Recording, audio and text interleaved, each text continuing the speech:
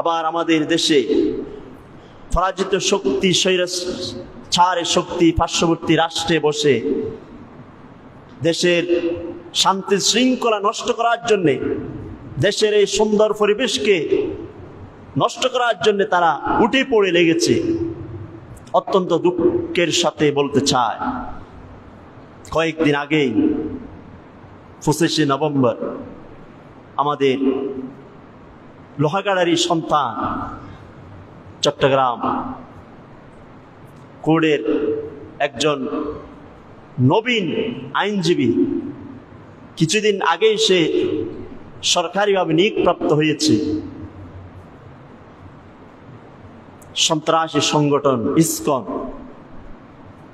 তারা স্বৈরাচারের পতনের পর থেকে মনে হচ্ছে তাদের অস্তিত্ব তারা হারিয়ে ফেলেছে।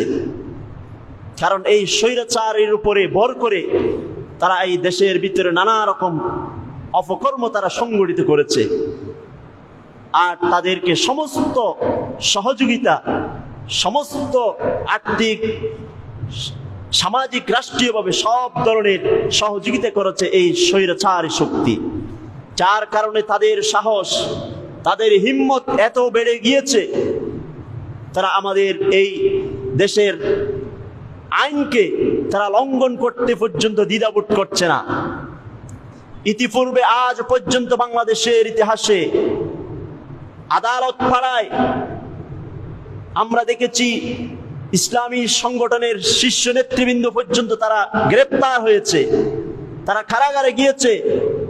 সকলেই দেশের আইনকে সম্মান করে, দেশের আইন, প্রচলিত আইন যেভাবে তাদেরকে বিধান দিয়েছে তারা সেটি মাথা পেতে নিয়েছে।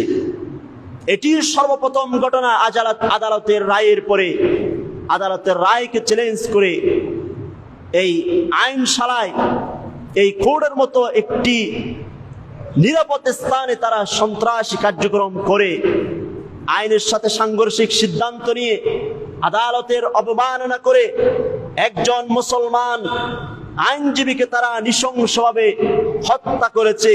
এর মাধ্যমে প্রমাণিত হয় ইসকন কোনো হিন্দু সংগঠন নয়, এটি একটি সন্ত্রাসী জঙ্গি সংগঠন। ঠিক কিনা বলেন? অতএব আমরা এই ইসকন সম্পর্কে অনেক পর্যালোচনা করেছি। এটির সৃষ্টি হয়েছে আমেরিকায় 1966 সালে। এরপর থেকে তারা গোপনে গোপনে, যেই ব্যক্তি এই সংগঠন প্রতিষ্ঠিত করেছে সে ছিল একজন খ্রিস্টান চার্চে, খ্রিস্টান উপাসনায় এসে লেখাপড়া করেছে। সেখানে লেখাপড়া করে এই ইসকন নামক সংগঠনটি সে প্রতিষ্ঠা করে। আর বাংলাদেশে তারা ভারতের স্বার্থ বাস্তবায়ন করার জন্য তারা উঠে পড়ে লেগেছে।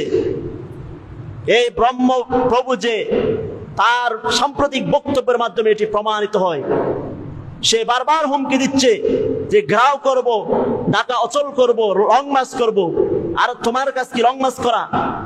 আমাদের দেশে অনেক সুফিবাদী সংগঠন আছে, তারা কোনোদিন রাজনৈতিক বক্তব্য দেয় না। তাদের কাজই হলো তারা খানকায় বসে বসে তারা তাদের মতো সুফিবাদী চর্চা করবে।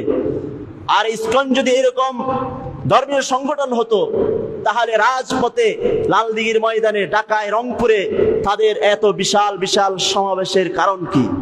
এখান থেকে আমরা বুঝতে পারছি ভারতের স্বার্থ হাসিল করার জন্য বাংলাদেশে তারা আজকে এই অপকর্মগুলি করেছে।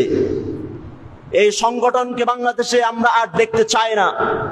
এই সন্ত্রাসী সংগঠনকে অবিলম্বে নিষিদ্ধ করে এই বাংলাদেশ থেকে তাদের সন্ত্রাসী কার্যক্রম স্থায়ীভাবে বন্ধ করতে হবে। কারণ আমরা কখনোই বলতে পারবো না এই শহীদ সাইফুল ইসলাম আরিফ ভাইয়ের কথা। তার ছোট্ট কন্যা সন্তান, নবাগত সন্তান তার স্ত্রীর গর্ভে রয়েছে। এরকম নৃশংস হত্যাকাণ্ড আমরা আর দেখতে চাই না। আমরা কোনোভাবেই এই সাধারণ হিন্দু সম্প্রদায় যারা রয়েছেন তাদের প্রতি বলতে চায়, এই সন্ত্রাসী কার্যক্রমের সাথে আপনারা যুক্ত হবেন না। হিন্দুদেরকে ফুসলিয়ে ফুসলিয়ে এই উগ্রবাদী ইসকন তারা হিন্দুদেরকে উগ্রতার দিকে নিয়ে যাচ্ছে। বাংলাদেশে কোনো ধরনের সাম্প্রদায়িক অহিংসতা, সাম্প্রদায়িক দাঙ্গা, সাম্প্রদায়িক অশান্তি ছিল না। এই স্বৈরাচার পতনের পর থেকে একে একে তারা মাথা ছাড়া দিয়ে উঠছে। আমরা স্পষ্টভাবে দেখতে পাচ্ছি এটি ভারত থেকে, পার্শ্ববর্তী রাষ্ট্র থেকে ষড়যন্ত্র। বাংলাদেশের ব্যক্তিগত বিষয়, ইন্টারনাল বিষয়, অভ্যন্তরীণ বিষয় নিয়ে পররাষ্ট্র মন্ত্রণালয়ের বিবৃতি দিতে হবে, এটি কোনো পররাষ্ট্র নীতির অংশ হতে পারে না। এটি আমাদের বিষয়। সীমান্তে যখন ফেলানীকে হত্যা করা হলো, তার উপর ঝুলিয়ে রাখা হলো, তখন কোথায় ছিলে তোমরা? কিছুদিন আগেও স্বর্ণা দাস নামে একজন যুবতী মেয়েকে হত্যা করে এই সীমান্তে নৃশংসভাবে ফেলে রাখা হয়েছে। কোন হিন্দু নেতা, কোন সংগঠনের পক্ষ থেকে একটা বিবৃতি আমরা দেখতে পেলাম না। তোমাদের এই দরদ কোথায়?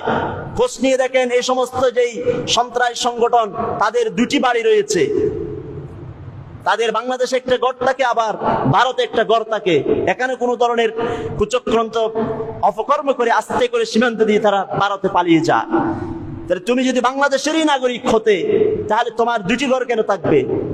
বাংলাদেশের কোন মুসলমান সত্যিকার দেশপ্রেমিক মানুষের, নাগরিকের পৃথিবীর মধ্যে দুটি ঘর থাকে না।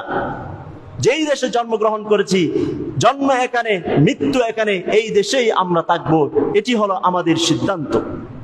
অতএব এই বিষয়ে আমাদের সতর্ক থাকতে হবে। যে কোনো ধরনের এই হিন্দুত্ববাদী চক্রান্ত যদি সামনে পান, সাথে সাথেই আইনি ব্যবস্থা নিয়ে তাদের বিরুদ্ধে প্রতিরোধ করতে হবে। তাদেরকে আর বাড়তে দেওয়া যাবে না। অনেক হয়েছে, তাদের সাহস অনেক দেখেছি। এই আদালতের সামনে এত নৃশংস হত্যাকাণ্ড করতে তারা সাহস কোথায় পেল? এই জন্য আমাদেরকে সতর্ক থাকতে হবে। এই সন্ত্রাসী কার্যক্রম দেখা মাত্রই প্রতিরোধ করতে হবে। কোনো ছাড় দেওয়া যাবে না তাদেরকে। এভাবেই দেশকে অস্থিতিশীল করছে, দেশের শান্তি শৃঙ্খলাগুলিকে তারা নষ্ট করার জন্য উঠে পড়ে লেগেছে।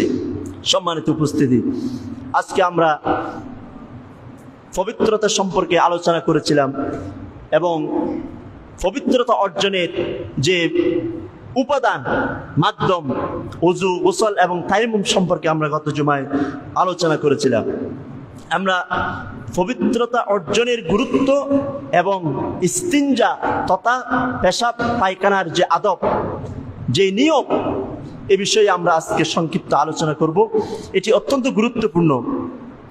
গুরুত্বপূর্ণ। আমরা যারা মানুষ, আমরা যারা হিউম্যান বিং, মানুষের এই প্রাকৃতিক হাজত অবশ্যই আছে। এমন কোনো মানুষ পাওয়া যাবে না যার প্রাকৃতিক হাজতের প্রয়োজন